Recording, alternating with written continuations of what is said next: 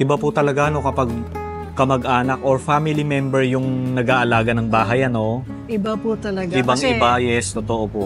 Sa tayo doon sa may sa may baba, pakita ko lang sa inyo yung nandito sa pinakasilong nila. So mas maayos na ngayon at saka mas malinis kumpara sa last time na punta natin, ano. Ayan.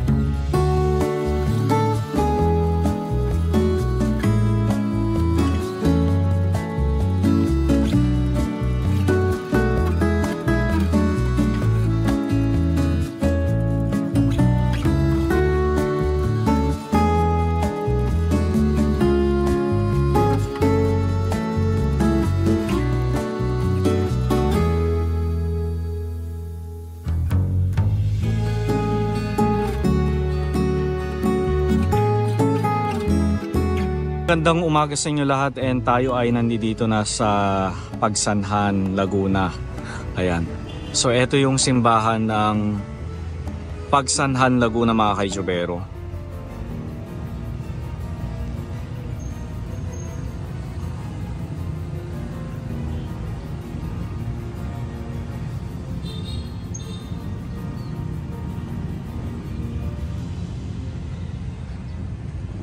Ayan, Church of Pagsanhan.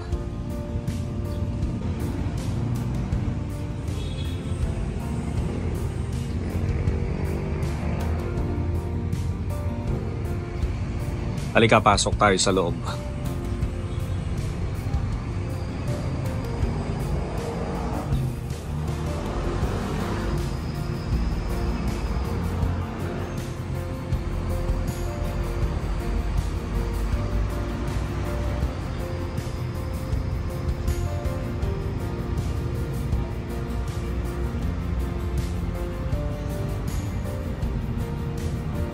Okay, so walang tao. Tayo lang yung nandito sa loob.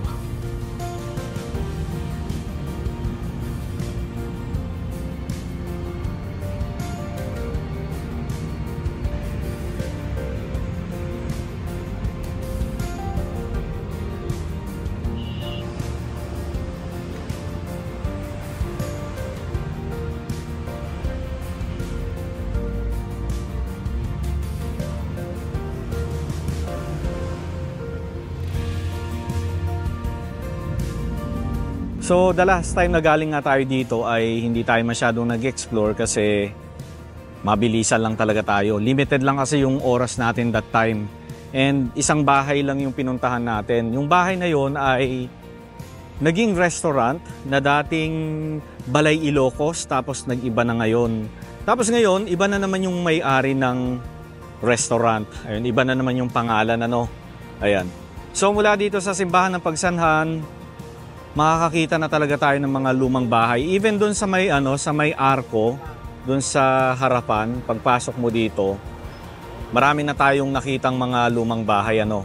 Even itong municipal hall nila, mga kaitsubero. Eto, maganda tong bahay nila, Talagang na-restore nila, ano. Ayan. So halos sa bungad lang ito ng arko ng Pagsanhan na yan. Ayan yung arko. So sabi nila, yung arko daw na yan, marami daw nagtangka na i-restore. Kaya lang hindi raw nila magalaw-galaw kasi meron daw nangyayaring hindi maganda. Ganda ng arko, no? So ang tawag is Puerta Real ng Pagsanhan. Ganda, sana hindi nila ibahin. Okay lang na i-restore nila pero dapat wag nilang pipinturahan or palitan ng kulay, ano. Sana ganyan pa rin. Nakalabas pa rin yung kulay ng bato. Ayan, so mula dito sa arko, ayan, ang dami ng mga lumang bahay.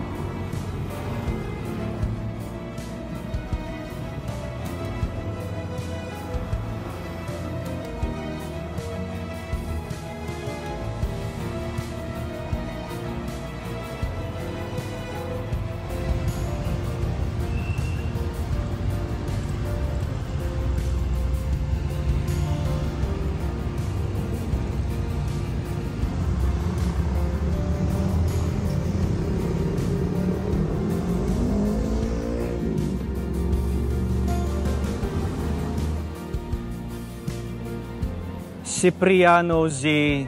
Sagire.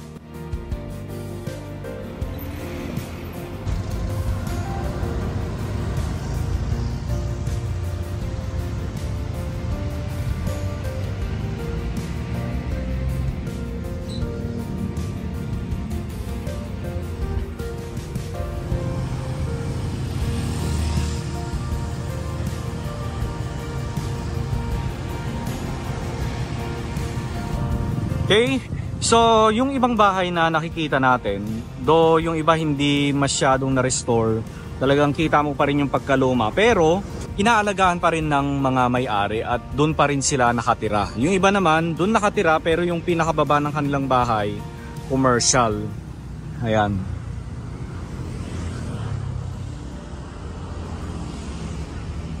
Diba?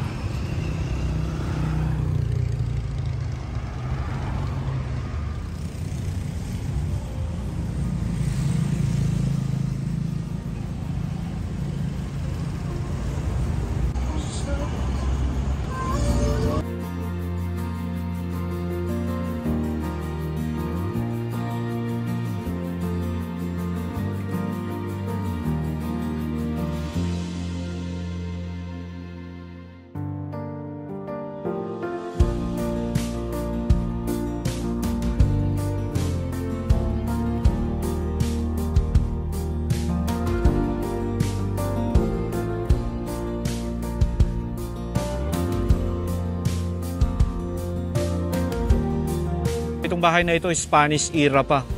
Mga 1800s pa ito na itayo. La Casa Remedios Restaurant na sa mga kaitsubero. And tingnan natin kung ano yung menu na siniserve nila dito. Kung ano yung pagkakaiba sa dating restaurant.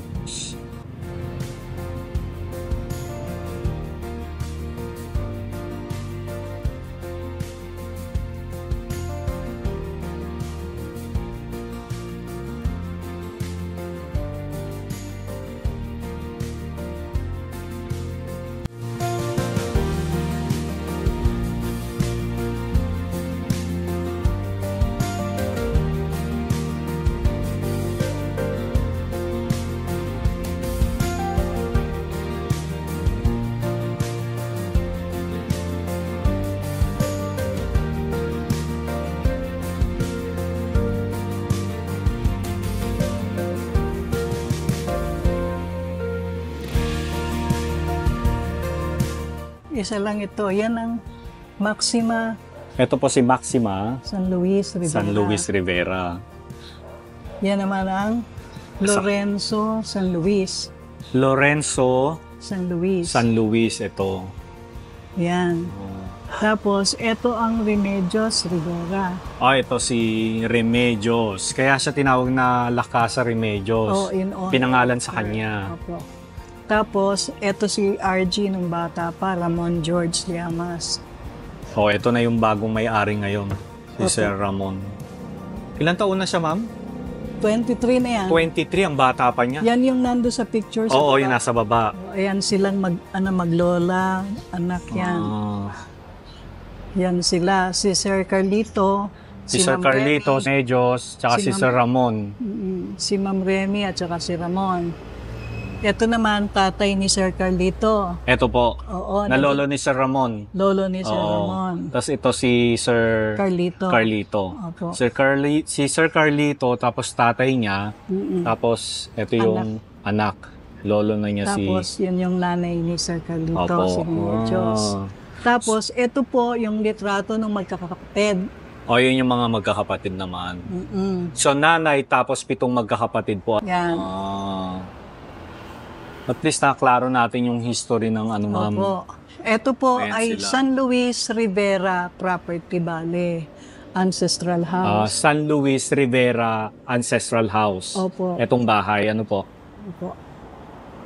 Yan ay more than 200 years na kasi Ang tagal na. 1857 ipinanganak po yan Oo. Dito na siya So, buhat natayo na yung bahay, syempre, Opo. nung itinayo yung bahay. At saka po dati, di po ba nagkasunog dito ng malaki, tinatawag Opo. nilang Great Fire. Nahinto po sila dyan sa may firewall. Oo. Kaya hindi na tumuloy yung fire papunta rito sa Sampalucan. From there, na-stop na yung fire. Kasi before po, lahat halos ng bahay made of kugon. Yung nipa hutba. Oo, marupok, maano talaga. Ito Madali pong masunog. bahay na to, ang bubong nito tisa. Okay. Kaya yan, simula doon sa firewall doon, na-stop na yung great fire na tinatawag. Oo. Dahil kung hindi, Kung hindi, damay lahat itong mga bahay dito. Hanggang sa may arko. Yan. So kayo na po yung namamahala ng Lakasa Remedios po, ano? Bali, tinutulungan ko lang po si RG. Si RJ yung apo? Yung apo. Opo. Ah. Yan. Siya po talaga yung may-ari. May-ari. Okay. Oo. Ginaguide ko lang po siya. Opo. Kaya So po yung yan. last na punta namin dito, ma'am, November, after ng ano yun eh, I think that was October 2022. pagkatapos ng Halloween, di ba may mga display oo, pa? Oo. Yun. So hindi ganito kaayos itong bahay. So ganito pa rin naman, pero ngayon kasi mas organized na sila, mas malinis, mas Tsaka, maayos. we're fine dining kasi kami. Fine More dining on fine po. dining. Kaya yan ang aming mga ano. Nagkaroon kami dito ng event before, kaya lang naiayos na ulit namin. Oo. Eto dati daw, ano daw to eh, kitchen, nung Ano araw. po, ang kitchen po narito. Ay, dito, okay. O baka kwarto ito Kwarto nung po araw, yan. no? Ito rin po, kwarto ito dati. Oo. Ito po. Oo. Kwarto dati yan. Pero maganda po yung ginawa ni Sir, no? Talagang kahit na wala na si Mucho Dinero, may pumalit pa rin. At least napapakinabangan pa rin yung bahay. Ano po, si Mucho Dinero nag-rent lang dito. Nag-rent lang po sila. Ngayon po, ang namamahala na mismong yung may-ari. Yung may-ari na, yung apo na si Sir Ramon. Oo. Ilan po ang nag-upa dito? Ang purpose po bakit pinaupahan is to maintain the place. Lamang hindi po namin nakita yon. Oo. So kami na ang nagpatuloy. Iba po talaga, no, kapag kamag-anak or family member yung nag-aalaga ng bahay, ano? Iba po talaga. Ibang-iba, yes, totoo po. Sayang naman kung dahil sa mga lumang bahay dito, ito na lang natitirang ganun. Ang hirap po mag-maintain kasi yung mga partes na kailangan mong palitan. Oo. Ganon din ipapalit, ang mamahal po. Oo nga. Kaya kami ang nagano nito. Oo. So yung sa abot ng aming kaya, ibinagay namin pati mga menu namin dito sa bahay. Oo. Kaya ang aming team bale ay Filipino-Spanish. Filipino-Spanish ang Menu. Opo, ang menu ninyo. Mamaya mapakita niyo sa amin yung menu ninyo, ha? Oo. Para Kasi makita. ano naman ang aming mga menu, meron kang makikitang ganung pangalan sa mga restaurants Opo. dito kalakalapit. But then, siguro yung pagkakaiba nun sa amin, yun masasabi na ng mga kumain dito dahil meron kaming tinatawag na Spanish caldereta. Spanish pa rin yun. caldereta. Pinoy caldereta. Oo. May pagkakaiba yung dalawa. So, yung mga nilagyan namin ng mga twist para isunod namin sa mga Spanish talaga. Oo, yes. Pero more on Filipino talaga ang food po dito. O halo talaga. Halo. Talaga po. So punta tayo dun sa may baba. Pakita ko lang sa inyo yung nandito sa pinakasilong nila. So mas maayos na ngayon at saka mas malinis kumpara sa last time na punta natin, Ayan.